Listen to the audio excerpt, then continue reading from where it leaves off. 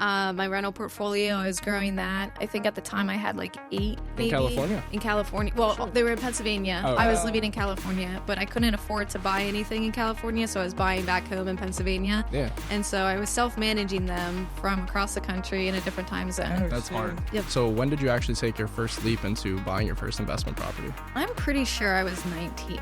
My entire family, I always grew up with the mentality of if you didn't physically have the cash, you didn't do it. Yeah. And so that was just how I was instilled.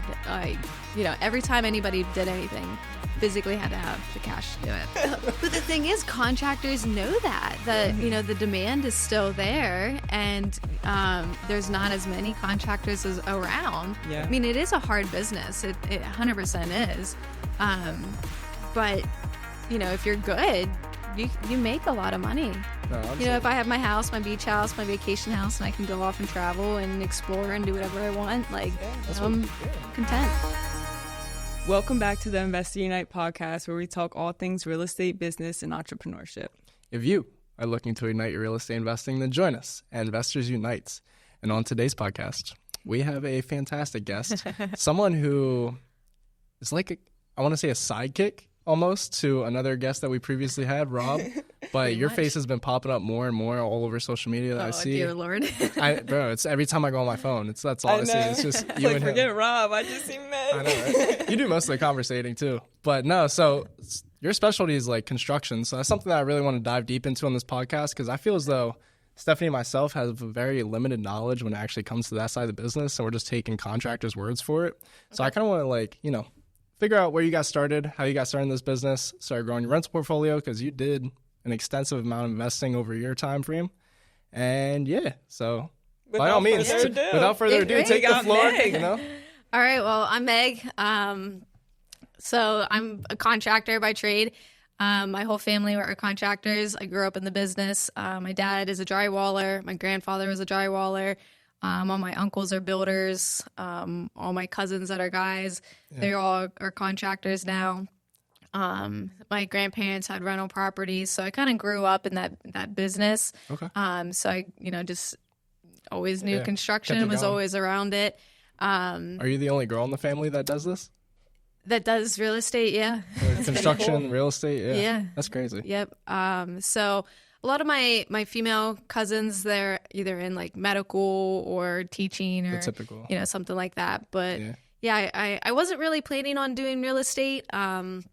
I went to college for film. So my undergrad's in film, and then my master's, I have an MBA. You should be recording this podcast. What's going on? And it's completely opposite, film and being a contractor and everything. I mean, yeah, but at the same time, it's the same concepts, because I went for producing, and I used to work for Paramount Pictures way back in the day, and a lot of film, and especially producing, is putting together a project and putting together, like, film is a product. Right. And so you're taking it from start to finish. You're taking it from just a script to an actual tangible, product on the screen that you watch. So it's a lot of the similar characteristics in terms of hiring cast, hiring crew, hiring defined locations, and working with budgets. Yeah. So it's basically doing that exact same thing, but for a house rather than a film. So I kind of got a lot of experience that way, putting together a lot of moving parts and pieces, and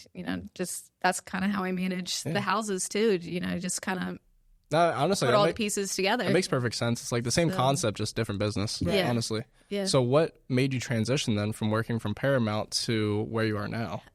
So I was in California. I was doing my rental portfolio. I was growing that. I think at the time I had like 8, maybe. In California? In California. Well, they were in Pennsylvania. I was living in California, but I couldn't afford to buy anything in California, so I was buying back home in Pennsylvania. Yeah. And so I was self-managing them from across the country in a different time zone. That's hard. And It's hard to do it in person. So it was hard, and I knew that I wanted to keep growing that, because I knew that that's how you really build wealth. And so as I was growing more, like I was buying properties that I wasn't really looking at. I was just taking people's words for them, like, yeah, they're in good shape, and was renting it out. And that's eventually, risky. yeah, it was risky. And, you know, as I was getting bigger, I'm like, man, this is starting to get a little more challenging. Yeah. But I was also managing my construction company from California. Oh, sweet. And so I had, you know, painters working for me and guys working for me doing drywall and paint and, you know, other stuff. And so you started a construction company in Pennsylvania, moved to California, worked for Paramount, and then also built a rental portfolio in Pennsylvania and self-managed all virtually? Yes. How the hell? Like, how did you find like trustworthy contractors? Well, like I said, I grew up in the business, so you know, my family had a lot of contacts. My dad had a lot of contacts from what I had always done. I worked with him doing drywall, and then I would stay behind the project and I would paint it. So I met a lot of people, you know, just doing that and being around it, and through him. Yeah. So it was people that I had known and trusted. Yeah. And your dad and grandpa or whoever has been in the business for a while, they probably have like a certain respect throughout the community. Because I'm sure it's another thing, like it's real estate where it's like we all know each other. We know who's like the big dogs and who you need to respect, and elders, obviously. Yeah, definitely. So. My grandfather, he had a very successful business. I mean, he did pass away. I was probably maybe 12 or 13 whenever he passed away. Yeah. But his name still carries, like still to this day, I will get a phone call and say, hey, you know, your grandfather textured our ceilings. No way. Like, you know, 30 years ago. Like, that's crazy. Does your family still do that? And I'm like, yeah, my dad does it actually. So what is the family name? Just in case. Kuntz Drywall. Drywall. Yeah. Okay.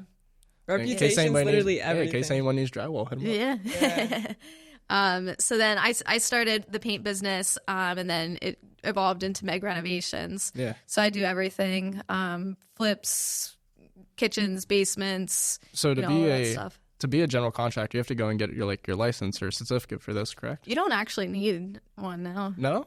Yeah. I always thought you did. Yeah. I mean, you're supposed to, but you don't actually technically need it. Okay. Cool. Or more so just in like the city parts? It's more in the city. Yeah, when you're doing like the historical district, stuff like that. I mean, if you're just, you know, doing drywall, paint, flooring, you don't technically need a license. Anybody can. Okay. Yeah. And to the audience, you look a lot younger than what you actually are. Like when I found out your real age, I was like mind blown. Yeah. So it sounds like she's done a lot already, but she's been here for a little while, right? Got some experience. I am 31, so I am a little older than what I appear to be. Yeah, you look like our age. It's crazy. So when did you partner up with Rob Neilinger and kind of scale that way? So I've been with Rob full time for about 6 years now. Okay. So I came back from California, started working with him, and, you know, started doing the flips with him and kind of really grew that business. And it's been good. So you had a good understanding from the time you were younger, I'm guessing, because of your grandpa owning rental properties, that's the way to build, you know, wealth over a long period of time, right? Yep. So when did you actually take your first leap into buying your first investment property? I'm pretty sure I was 19. Really? When I bought my first one. So my entire family, I always grew up with the mentality of if you didn't physically have the cash, you didn't do it. Yeah. Mm-hmm. And so that was just how I was instilled. You know, every time anybody did anything, you physically had to have the cash to do it. I'm guessing that probably carried over to credit cards as well. It's like, you're not putting nothing on this credit card. You didn't buy credit cards. Like my parents' house didn't ever have a mortgage on it. That's amazing. They paid for it, you know, cash, and they did a lot of like bartering, where it was, you know, I'll do the drywall if at your house if you come and do, you know, the floor at mine. Yeah. Right. So they did a lot of that to get the house that I grew up in built. Yeah. And so they just never had, you know, a mortgage. So I just always had this impression that like, well, if you don't have cash, you don't get it. You can't. You don't borrow cash. So my very first rental property was that mentality where it was like, you know, I had to save and save and save and, you know, bust my butt and barter with people and trade services and time and everything in order to get the first one done. So 19 years old, you bought this property outright, pure cash. Yeah. My dad did help me. My dad definitely helped, and, you know, he gave me a loan and I charged me interest, but, you know, it wasn't That's like good. I was you didn't have to go through a bank, though. Yeah, I wasn't going through a bank. I was going through him. Yeah. And, you know, we he helped me, renovate the property, and we did it all together. And How did you locate this property? off the MLS. Oh, yeah? Wow. Yeah. No way. And Yep. how much was it? Bought it for $45,000. Wow. Harrisburg? No, Carlisle. Carlisle. Yep. We got in this game crazy. too late, Steph. I Yeah. know. If I was born Yeah, it 10 was years insane. later So- or earlier. So then we did all the work ourselves. So, we didn't have any labor cost of that. It was just materials. Yeah. So then after that, it was done. I rented it out, and I didn't have a mortgage essentially, but I had to pay my dad back. So all of the rent money just went to him. Yeah. And then I would make additional payments off my normal like W-2 job pay it off and faster. stuff, and just paid it off as fast as I could. That's awesome. Wow. And then, it took a while, but I did Eventually it. did it. Yeah. And then when I bought my second one, I only put the 20% down, Okay. and then I financed the rest To the bank. through the bank. Okay. Yeah. Gotcha. And that house I bought for $45,000 as well. Oh, my gosh. Wow. In Carlisle, too? In Carlisle too, on the same street. On the Some MLS. Off the MLS. I Oh. bought it off of Mike. He was my realtor in the transaction. That's Oh, insane, wow. man. So, and then he just kind of like kept going from there. The third house, I noticed it needed a ton of work.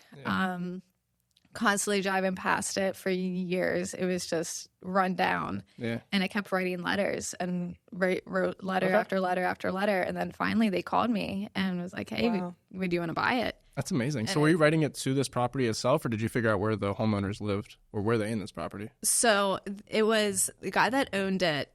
He lived there, but Okay. he was going through some struggles. You're just letting Yeah. it. Yeah. And he wasn't responding to it because he had zero interest in selling it. Mm-hmm. But his parents ended up getting power of attorney over him, and his mom went to the property and saw all my letters and called me. And That's awesome. His mom ended up selling it to me. That's the persistence. Yeah, it's everything. And so then during construction of that one, the neighbors saw me, met me, really liked me, and said, hey, we're interested in selling the two that are connected to it, and wondered if I wanted to do it. 45 apiece, right? Wow. Yeah. It was a little bit more than that. But at the time, I was like, I have no money. Like, I can't do this. Like, there's no way. And, then he proceeded to tell me this story about how his great, great, great grandmother, whoever that she was, built them. And they were 3 units at the time, like together. Yeah. And they had some money issues, and they sold off the one, which is the one that I bought from the random guy. Yeah. And that he really wanted these other 2 to go back to the same person. And he wanted it to go to a young female because that's how his great-great-grandmother Yeah. started it. She was a young female. And, I was like, well, I'm not selling the one that I have. So he's like, I really want them to go to the same person. So But I guess I have to buy them. yeah, I was like, I What guess a I gotta shame. figure this out. And, I did. And then from there, it just kind of kept going. Yeah. And, just So building. Awesome. what were the rental rates like at this point? Like if it was a 3-1, I'm guessing, somewhere around Yeah, so my very first one was a 3-bedroom, bath and a half, and at the time I first rented it for $900. there. Okay, that's not So terrible. it wasn't bad. No, it's not bad. Today that same exact property is running for about $1,800. Oh shit, so it's it, doubled since. It doubled. Wow. That's really crazy, actually. Yeah. Yeah. What, 10 years? We gotta go hit up Carlisle. 9 years? Yeah, about 10 years. Yeah. Wow. So, That's insane. and then the property that I bought where the 3 were together, they were renting them for $1,700 or for $700, and now to this day I rent them for about $14. So they also about doubled. These are all just like cash cows for you. I know. What was the interest rate like back then? They were actually still right around they are now, like between 6 and 8%. Okay. Yeah, I mean 6 to 8% is actually kind of normal. Right. So we Is that like 3%? Like yeah, we unheard got of? really lucky with COVID with the 3%. Like we're probably not going to see that again for a while. a long time. And who taught you how to like manage these rentals? Like you just went in full force, like I don't know what I'm doing, but I'm gonna learn along the way. Yeah, I really had no idea. I mean, I had a general idea, I guess. And like, I would always bounced questions off my nan and pap and was like, hey, like, how did you guys handle this? But like, I mean, they were just, nobody taught them. They were just, you know, from experience from them. Right. And I was like, you know, how do I make a lease? And so I actually took one of the leases that I had when I rented a place like in college. Oh, that's so smart. And was like, yeah, okay, I'll just mimic, you know, this lease. So, and I actually a little haggard. Thinking outside the box. Yeah, I actually still to this day use that same lease. Are you serious? Yeah. No way. Yeah, it's very detailed, and I'm like, you know, this is good. Yeah. So, What college did you go to? I went to Point Park University in Pittsburgh. In Pittsburgh? Okay, cool. That's where I went to. Oh, yeah? Well, not Pittsburgh, but CalU, out near Pittsburgh. Right on. Yeah. I love it out there. It's great. I didn't like mine, to be honest. Oh, my God. It was just honestly, it was the location. It was just very desolate. I was like 45 minutes south of Pittsburgh itself. Okay. So if you travel 45 minutes north, you're cool. Like you're in Pittsburgh and everything. Yeah. But below that, it's like Perry County. So there's nothing out there at all. I was downtown Pittsburgh, so there was a ton amazing. to do. Yeah, the nightlife over there is crazy. Yeah, it was a lot of fun. That's awesome.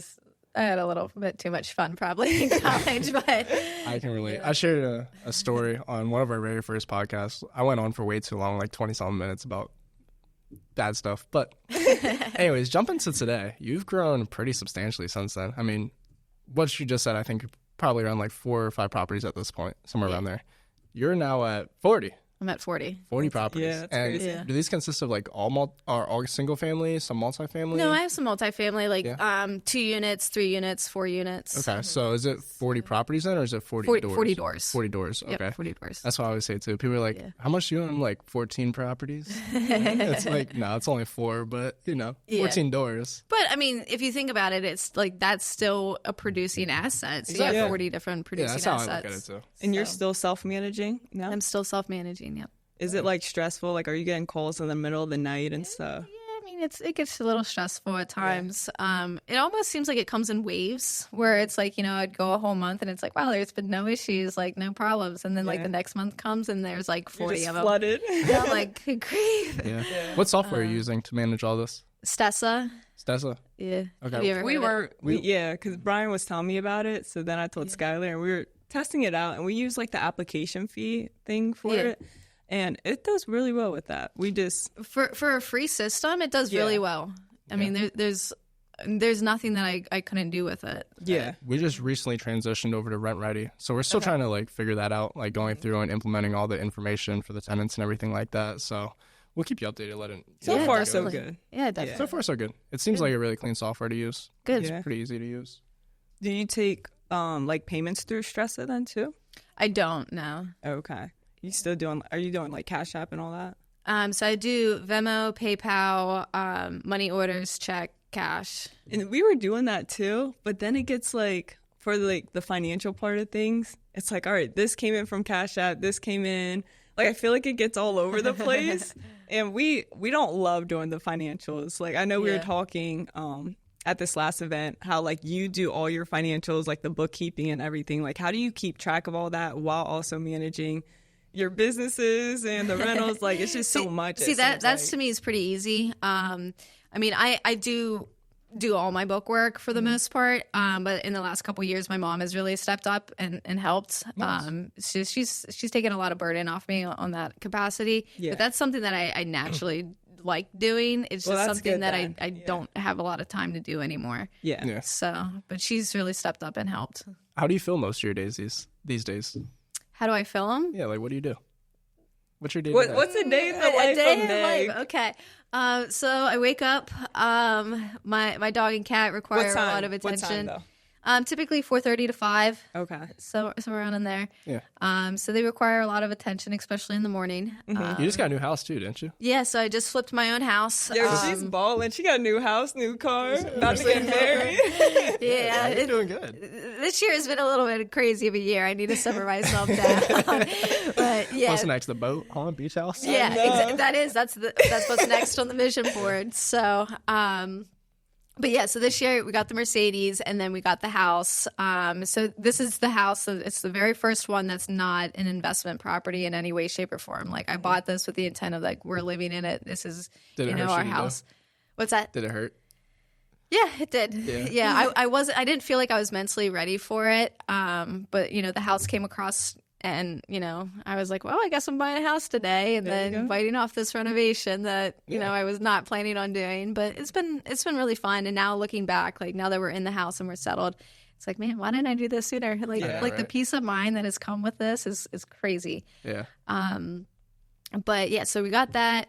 And then what else is going on? And then the wedding this year too. So it's like, this is kind of a big year. That's a crazy year for you. So. But yeah, going back to the day in the life, you said 4:30 wake up time. So typically I wake up, get the kids fed and everything. We call them the kids, but it's really just a cat they and a dog. are kids, yeah. And then I go on my morning run, and then I do my morning workout.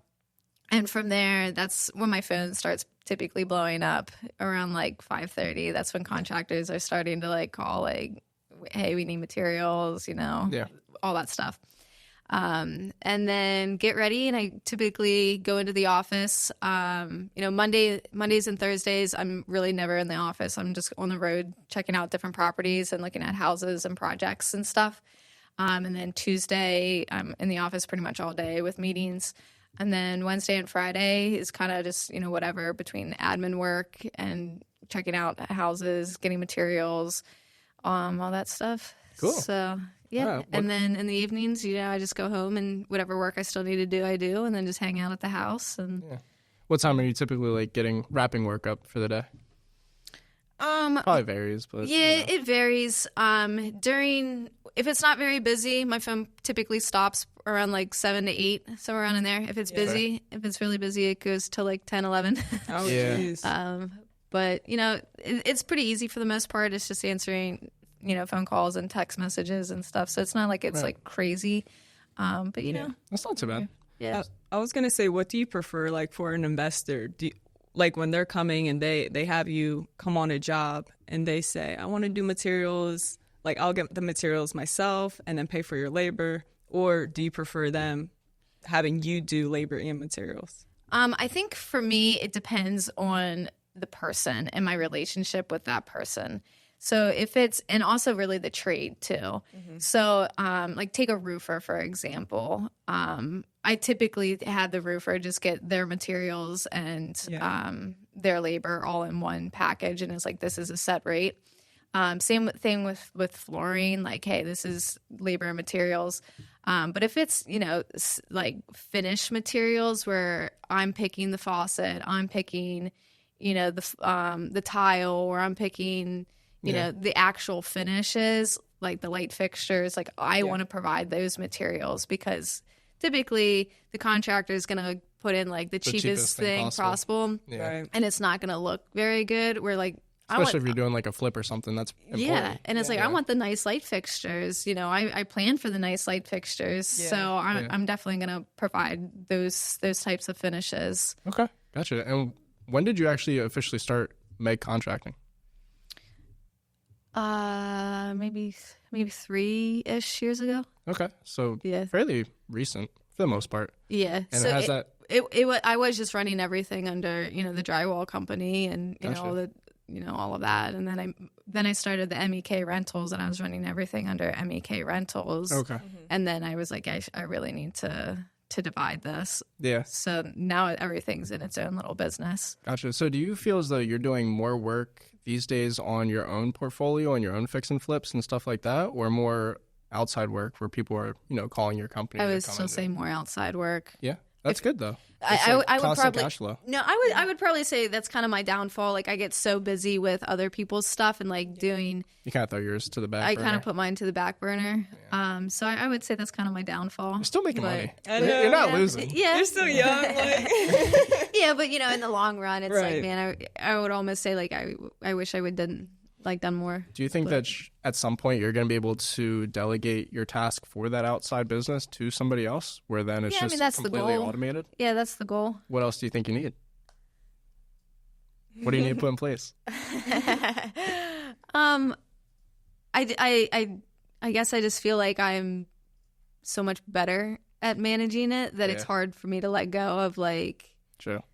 Yeah, Yeah. Like I have no problem delegating tasks to people, but like I still like as a whole though, you just want to be able to have like that vision of what's going on in the company. Yeah. It makes sense. I feel like it would be completely scary once you're eventually like, okay, I'm gonna put you in place in hopes to God that you're able to do what the hell I'm doing. Yeah. And then just kind of like not looking at it. Well, you could just keep an eye on it every now and then, but not having like that full control 24/7.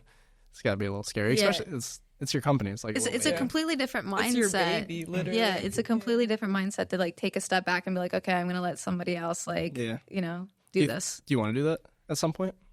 I mean, down in the future. Yeah. I mean, I don't know at what point, but Right. I mean, at some point, I'm gonna have to take a step back. Do you enjoy doing it? Yeah. Okay. Yeah, I do. I actually do. Don't want to take a step back. If you love what you're doing, Yeah, then I mean, fuck it. I have no intention of doing it anytime soon, but Yeah. Eventually, like if as I You're like age, 60 years old, you're Yeah. like, okay, my back Swinging hurts. a hammer. exactly. Yeah. So and plus, like I just like to travel. I like to go on adventures. I like to live my Live life. Yeah, for sure. So Now, I want to talk about, like, with you being a female in the business, how do you deal with, like, not being taken advantage of and just because it's a male-dominant space? yeah, so you'll definitely find people, you'll come across them that they're like, oh yeah, I can take advantage of you. Yeah. And I see them and I just like, okay, I don't even want to deal with you. Yeah. I mean, I used to like try to like prove myself or like entertain it at some point, but it's like, no, I don't need, I'm to the point where it's like, I don't need that. Like I'll go Right. find somebody else that's going to, treat me and respect me in the way that I deserve. Yeah. So it's like, I just, sorry, thanks for your time, but I can't do business with you. On the contrary to that, do you feel as though there's some people in the business who respect you more for being a female? I've gotten a lot of jobs simply because I am female and they want to, they don't want to be like man explained Right. to.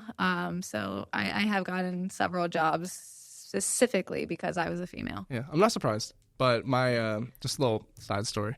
My stepdad, he just recently started working for this company called Skyworks. I want to say like, it was about 4 months ago or so. Got fired already. So beside the point. But he was a SAM, so a sales account manager, but that's not it. Anyways, sales manager, pretty much. And he had other competitors within his business where it's like they would have several people working for the same company come to these construction sites, and they were like a United Rentals per se, where it's like a large equipment rental facility. And there was this one girl in there, and she was like a 23, 24-year-old girl. Pretty is what he said, but and it's where he's like this 57-year-old dude and everyone else is like a guy who's like late 30s, early 40s, in that time range. This girl destroyed all of them when it came to sales. It's like, because as soon as they step onto the construction site, I mean, all the construction workers, all male dominant, it's gonna be like, oh, I'm gonna go talk to the girl versus I want to talk to these men. Yeah. So it's like, no, she completely blew them all out the water. And That's to the point awesome. where Glenn, my stepdad, was like not getting the sales that he needed at this point. And he's like, I don't know what the fuck you want me to do. Like, you hired this girl. Like, what do you expect? Like, they kind of already knew what they were doing. Yeah. But just add more challenge. So I feel like in certain circumstances, being a female in this industry, especially a male-dominant industry, can have its advantages. It really does. Yeah. I mean, I can't even tell you how many times that people are like, hey, I'll talk to you, or I'll give you the job, or just like even the guys, they're like, oh, take it easy on you. Like if I have a a good relationship with them, because they a lot of them kind of look at me like I'm like their sister, or rather than your boss or whatever. Right, And it's exactly. like, oh yeah, I'll help you out, like no problem. A little pat on the back. You're good, buddy. Come on. And it's crazy because you're literally, honestly, the only, like, female contractor I know. Like, Really? I Yeah. don't know. Another one. Yeah, I mean, I know a few, but not many. Yeah. So that's really good. And I want to talk about with you partnering with Rob Neilinger and how important like community is. Because when you were going to scale your rental properties, do you feel like that had like a major impact with him 100%. having over 800 rental properties? 100%. Rob has been a huge blessing for me. I mean, he's really helped me grow. He's helped me in every way, shape, and form. I mean, I bought several properties off of him. I mean, he's helped financially. He's helped with turns. He's helped in so many different ways. And I mean, he has been a huge blessing for me, and he's really been, the driving factor behind like how I've been able to grow. Yeah. So before you met him, how many rental properties were you at? Well, I've known Rob for a while because of doing. Your parents kind of knew him. Yeah, too. my dad was doing drywall for him Right. way before. But before I actually got involved with him, full time, I think I only had.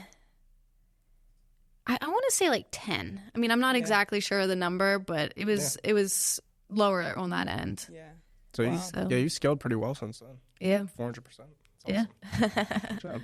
So for somebody who wants to get started in construction, maybe creating their own construction company, what would you kind of recommend for them to get started?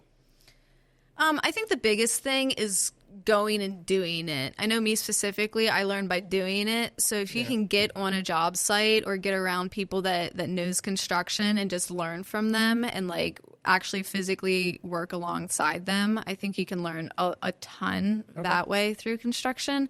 Also, trade school like Votex, for high schoolers or trade schools for colleges. I mean, they're huge. And like what people don't really realize is the trades, people don't really want to go in the trades. So at some point, like they pay really well. They pay really well. Yeah. And a lot of times more than some of these college graduates are getting paid. You join a trade school and it's like an apprenticeship, so you're actually getting paid to even be there and learning all this knowledge. Yeah, I mean like HVAC and plumbers and electricians, they make a ton of money. Yeah. And people aren't really going into those avenues. So eventually at some point like the demand for that is going to be huge, like and people are just going to be able to and the demand's already high, and it's just going to keep getting worse. So it's like people are going to get to the point where they can just name their price. And it sucks because our generations are just getting lazier and lazier and lazier as we keep going. Yeah. So it's like, I mean, I would say, actually, shit's gonna be through the roof with prices. It is. Like rehab this property. It's crazy. We gonna have to go to tech school. That bathroom's $30,000. But the thing is, contractors know that the demand is still there, and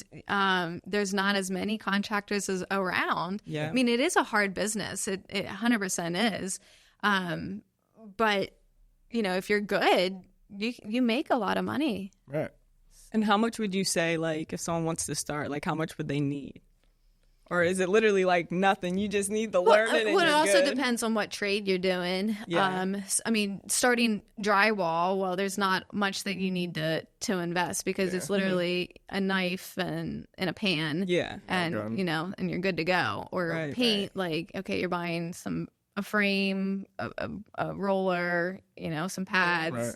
Like, there's really not much. But like somebody like a framer, okay, well, you got to buy a framing gun. You got to buy, a lot more equipment, or like an excavator. Like, you're buying heavy duty equipment. So it really kind of depends on your trade from that capacity too. So I would say with the entry being like super low, like anyone we could be contractors tomorrow, like what is making so many contractors fail then? What do you think?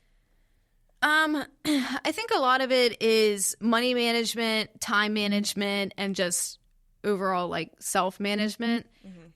Because you don't have somebody that's like, oh, you got to clock in at 8:00. Like, you can get to the job site whenever you essentially see fit. Yeah. And you kind of manage like, well, I can leave at any time too. But some people, you kind of make more money the faster that you go. Yeah. And some people rush through those jobs so they can get off onto the next one, but the quality of work's not as good. So then now all of a sudden they have to come back and fix stuff. Well, they're losing money out of that, and it's a bunch of time. It's kind of about just finding a good balance. So it's finding a good balance. Plus, like, some contractors, I think, get into this situation where they take deposits from one job, and then they start it, and then they go and rush and go to a different job and take a deposit for that, and now they have two jobs and they can't manage it because there's just one person, they can't get back to it, and then it's like, well, people are mad and they use the deposit money on that check for supplies over here, and then it's like, oh crap. Yeah. So you don't have any issues with that though? Like, I mean, I'm pretty good at money management. So I mean, I'll get into some situations where I fronted a lot of money, and it's like, oh crap, I hope these people pay. That's scary. And it gets scary at times, but yeah. So you mean like actually front money or front work possibly? Well, both. Like if you depending on your draw schedules and how you set them up, like sometimes you are fronting some money. I forgot you have both sides of the spectrum. It's like you are the contractor, but then again you also are hiring. Like, do you hire subcontractors or you just do everything in house through your own team? They're all, well, I don't want to talk about that. Oh, okay. That's all good. We'll bypass that. So when you first started, so you have obviously your own contracting company, everything. Mm-hmm. Did you hire subcontractors to be part of your team? Or does that kind of go along? Sorry, I don't want to. Yeah, that's like the same question. I was trying to reword it in different way. I had this question in my head actually on the way down here. I was like, what do I want to ask Meg? I was like, I want to know like how she found these good people and just kind of like how you got them to stick with you. But we don't have to dive into it. We can go. Well, I want to talk about, because you brought up like a contractor having to make sure they're waking up on time, and you spoke about you waking up at 4:30 in the morning. Like, what drives you? Why do you want to push so hard every morning? Like, what's your why? I think it's just my overall like goals and visions, like of things that I want. I mean, I kind of established from a pretty young age, like this is where I see myself, and just trying to get to that point and that level. Yeah. And it's just. What does that level look like for you? I mean, right now I want to get to just. I'm pretty content with the fact that I just want like $1 million a year profit. Like, okay. That's, a few years ago I was pretty much like, oh, I want to have like $100 million or, something crazy. But now like kind of, establishing my life a little bit, like, I don't think I need all that. I think I just want, $1 million a year, in profit. And then. Not much. Yeah. Like I'm cool with that. Like, if I have my house, my beach house, my vacation house, and I can go off and travel and explore and do whatever I want, like, I'm content. That's what we're here for. So, yeah. Oh, okay. Now, between the rental properties, you said you have 40 right now, and the contracting business, which one do you prefer? Like, okay, so that's a two-parted question. So the rentals, because they make more money and they build overall wealth. Can we say how much or nah? I mean, I do okay. Okay. But I don't like dealing with them. I don't like dealing with the tenants. I don't like dealing with the maintenance and the leases and why not property management then? I mean, I can. That's kind of where I see my next step being, is to kind of pass that buck onto somebody else. Yeah. Because I just don't enjoy dealing with that. Like, I don't know if anybody does. Yeah. Like, he handles the calls. I have some calls, but not. Yeah, like I just don't want to deal with tenants. But I want to keep building that, because that's where, the actual wealth comes into play, and that's the passive income. Yeah. So as much as I don't like dealing with it, I know I have to, because that's going to help me get to my goals faster. Where the construction, I generally enjoy. I love flipping houses. I love giving something a new life and a new purpose, and seeing that transformation of like, oh, this was a piece of crap and now look how beautiful it is, and I literally just created somebody's dream house for them. So I love doing that. But it's definitely a lot more involved and a lot more, time involved. So here's kind of a question I have. Situation we're going through currently. So let's just say you have a tenant. Let's just call him John. Say tenant John, he's a tenant.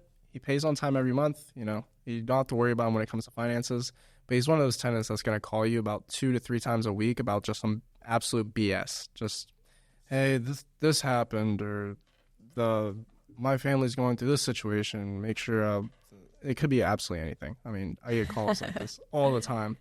Are you keeping that guy there because he's paying on time and just dealing with the headache, or are you going to wait till his lease ends and? Yeah, I mean, I think in my younger years, I would have kept him, and would have just dealt with it, and it's like, hey, whatever, like, not a big deal. Yeah. But now I'm like, I'm just better off to get somebody else in there. Yeah. Like. No, I feel you. So. That's kind of like how I feel currently about our one tenant. I'm not gonna shut him out because I don't know if you'll see this or not.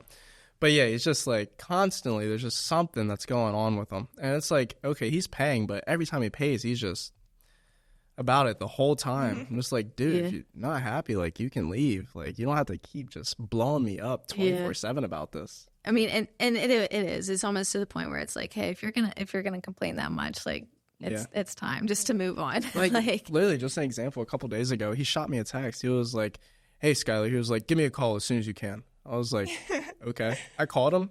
He had nothing to say.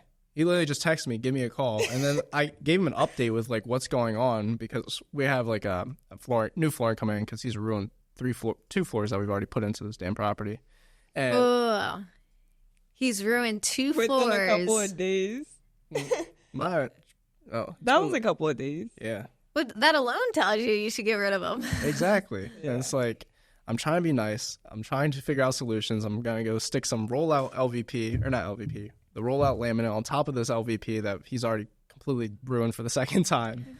And it's like, see if this works. And the issue is like, and the annoying part is like, if you say more, then I know it's so obvious. He's just in like full denial, and it's like I've had 2 separate contractors now tell me that this is the reason that this is happening, and it's like, can we try to prevent this? It's like, what are they talking about? That's not what's going on. I'm just dude, I have the same flooring in 13 other properties. It's like that doesn't happen to anybody else. Yeah, I know what this is from. It's like, yeah, so I don't know. I don't know what his lease ends or anything, and I'm not going to say what we're going to do. But there's also a tenant that like flirts with him.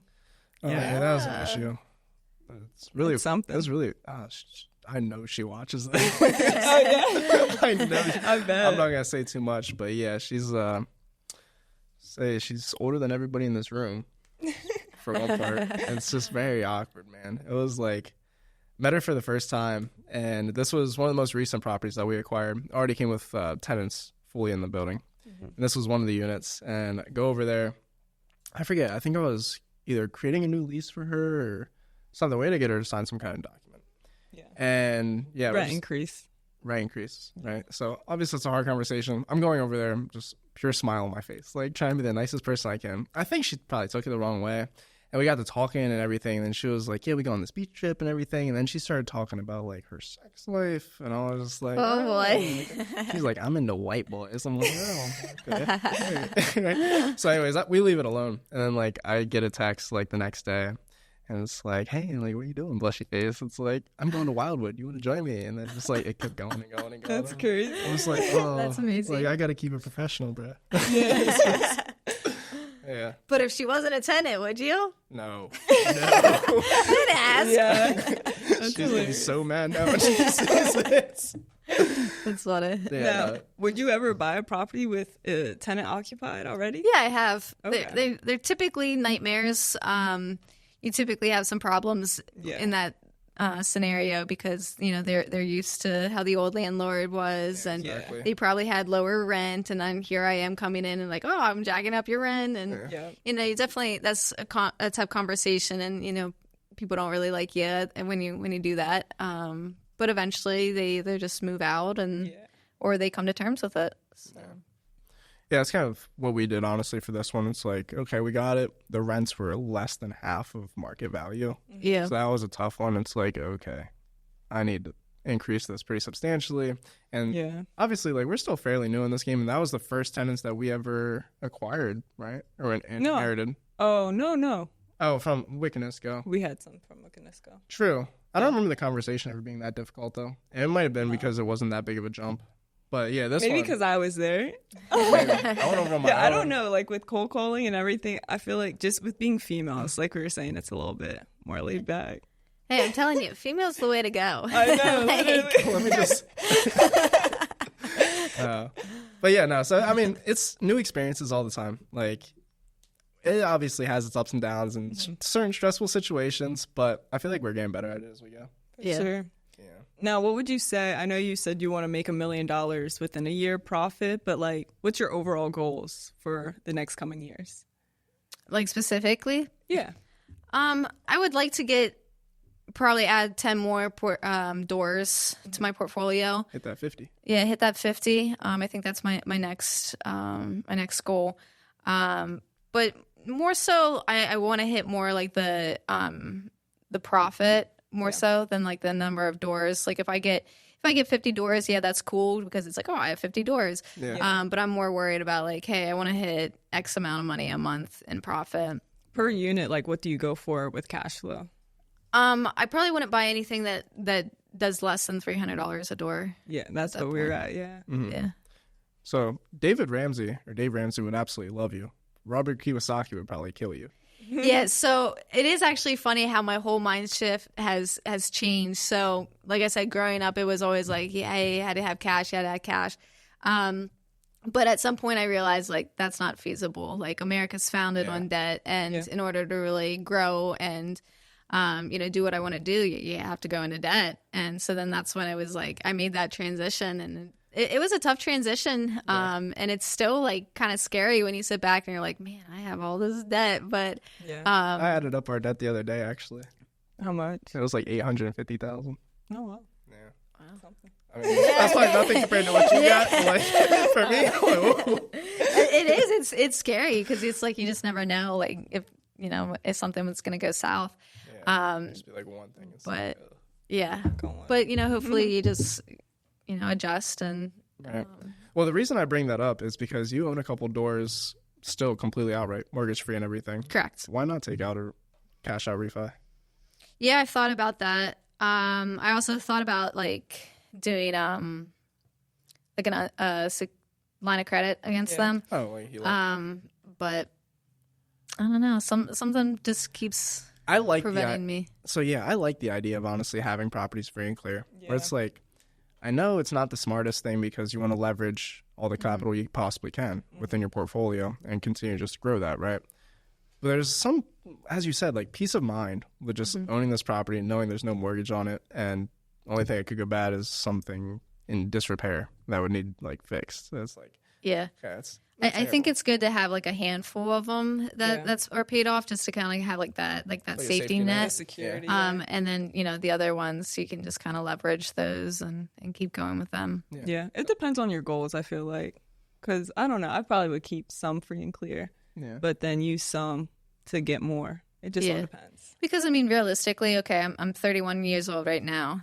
Most of mine are on a 30-year. So by the time they're technically paid off, I'm going to be, 60. Yeah. So 50 paid off doors by the age of 60, you're doing good. Yeah. So it's like, okay, if they're all paid off by that, like, that's a good retirement that you could just kind of like sit back and do, whatever. Yeah. And I think that is overall the goal, is to eventually, after that 30 years, have them paid off. And then, you're just kind of living your life. Yeah. As you get older, and if you do continue to acquire these properties, do you think you ever switch to doing like 20-year mortgages or 15-year mortgages?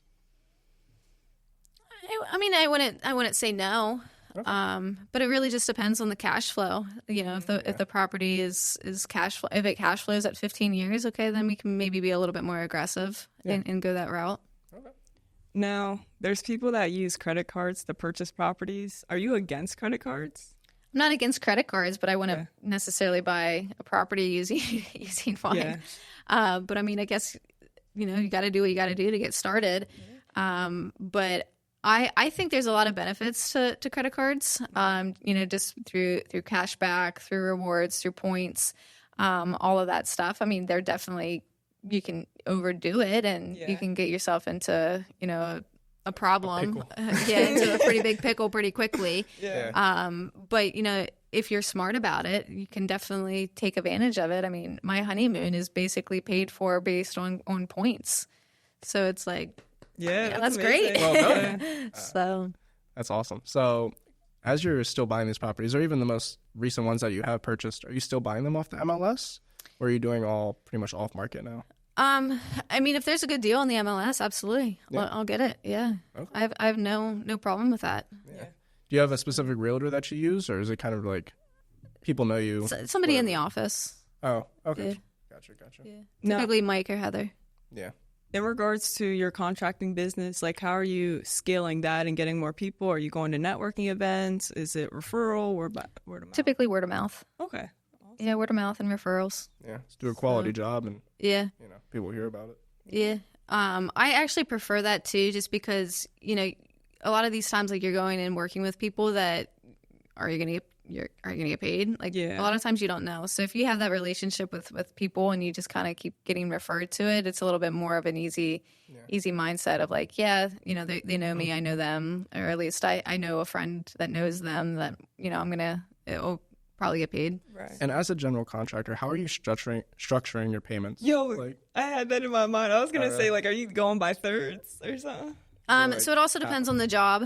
So if it's a job that I could be in and out of pretty quickly, I typically just do half down, half upon completion. But if it's a larger job that I'm going to be there for a while, I do thirds. Thirds? Is it ever week by week? No, I do like upon completion of, X, Y, Z. Right. Okay. Hourly or just flat rate? Typically I do bid work, flat rate. Okay. Awesome. Well, we truly appreciate you Is coming on the podcast, Meg. I mean, I feel like I could talk about stuff for days. You got a lot. I mean, you've done a lot in such a short period of time. So congratulations. I appreciate that. Yeah. Thank you. Thanks for one of the more impressive guests. Coming on the podcast. We'll make sure to have your information down below for, any new contractor or aspiring contractor that wants to get into the business. They can reach out to you if that's all good. Yeah, absolutely. By all Awesome. means. In case you need any work done, hit her up. Yeah. If you're trying to sell a house, hit us her up. up. You don't get that one. Yep. Well, with that being said, we'll catch you guys in the next one. Peace.